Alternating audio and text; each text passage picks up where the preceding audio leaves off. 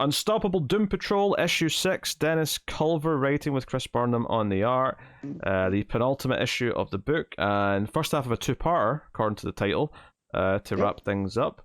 It's mostly a big fight scene. We start off with the... I do suspect this issue, it was planned as a 6-issue mini, and it got to this point, and he was like, can I have one more? Yeah, probably, actually. Please, yeah. It's mostly a big fight... But I like because... Go ahead, Pete. Well, sorry, you can give your thought. I was going to start explaining what the issue was. Oh, got you. But I like because each of the issues has been different, right? And they've all felt like one-shots. So to tie it all together, I would feel like he'd need more than just one issue to tie all these little threads that we've seen. I feel like last issue kind of started to do that, though, because it kind of like said, oh, that thing from issue 2 was part of this, that thing from issue 3 was part of this. You know, it kind of started to bring them all together. It starts off innocently enough with just them doing some training, like capture the flag exercises. Flex Metallo's got his team of misfits that he's training, including Jarrow, who's on someone's face. Or Starbro. Sorry, yes. Right. I mixed up my Starro offshoots. Yep. And basically they're playing capture the flag with the Doom Patrol, and that takes up a few pages. It's kind of fun seeing them use their powers against each other. It's all very playful. But then a portal opens up, and the issue largely becomes this huge fight scene with all of these other misfits that are fighting for the villains, for the evil company man. Do you know what? Like, I think it would probably be fair to critique that because it is one big fight scene, there's not a lot of progression, and maybe that's disappointing. But there's something about this gallery of characters, both on the good and villain side, that's just so weird and wacky and kind of fun to like see who they all are.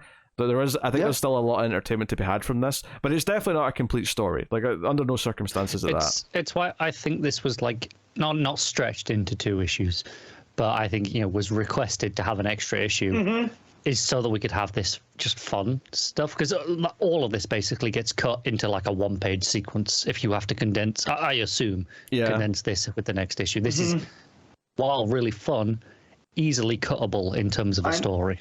I'm perfectly okay with them stopping to take time so Cliff can name different powers so the quiz can't have them. Yeah, that's one of my favorite parts of this, is that the quiz, if like he can do any power that you can't think of. Yeah, that you can't think of. So he's like, start naming superpowers. So he starts naming things, and I love the bit where it's clearly affecting the chief because she's feeling woozy or whatever, and she's doubting herself, and they're trying to think, what power is this? How can we like stop this from working? And it was what did they end up? Was it imposter syndrome? Imposter syndrome. That's what it was. That's what they eventually yell out that gets it to stop.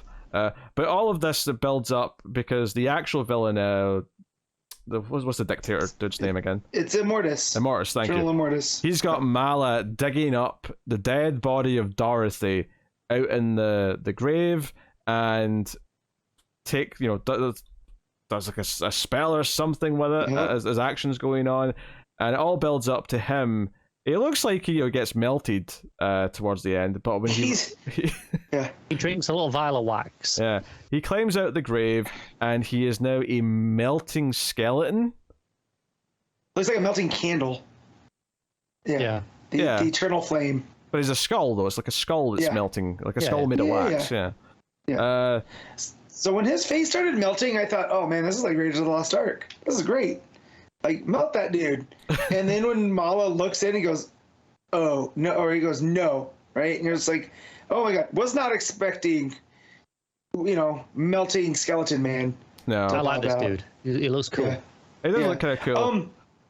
You guys are more familiar with Doom Patrol. What was Dorothy's power set? Like, why would they specifically need to dig her up? Is it just because she was so close with all of them? She's kind of like the heart of the team, or what? Her power set, if I remember correctly. I don't know why he had to dig her up necessarily, but wasn't her power set that she would like make things appear, like like nightmares and stuff would become real? Yeah, it was kind of like almost like wish fulfillment. Yeah. Okay. Like physical manifestations of them. Yeah. Oh. So maybe that's what they needed here was just that vibe, for the spell to go through. Yeah.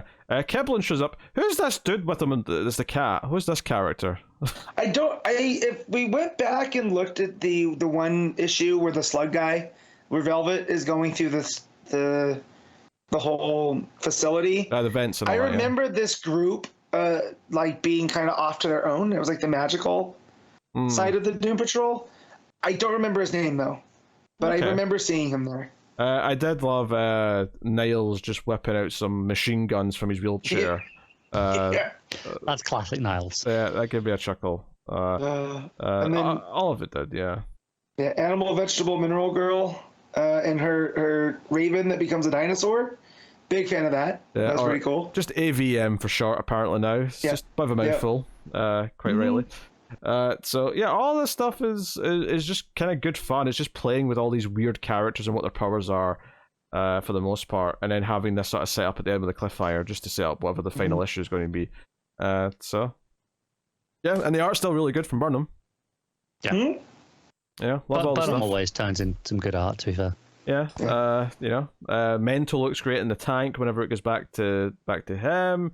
That shot of Dr. Cinco and Mento looking face to face, right, showing that stuff has really gone sideways with all this. I thought that was really good too. Yeah, even Cliff's face has some great expressions on it, where it's just enough of a sort of angle to the upper lip, if you want to call it that, where you just sort of get like a really good sort of like, sort of idea from him.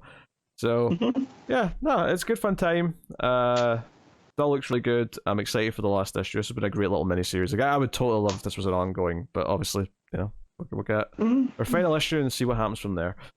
Connor, what are you giving Unstoppable Doom Patrol issue 6? I'll give it an 8. This is great fun. Connor, Matt? 8.5. Yeah, I'll go with a straight 8. I think. Like, I enjoyed it a lot, but it is mostly just this one big fight.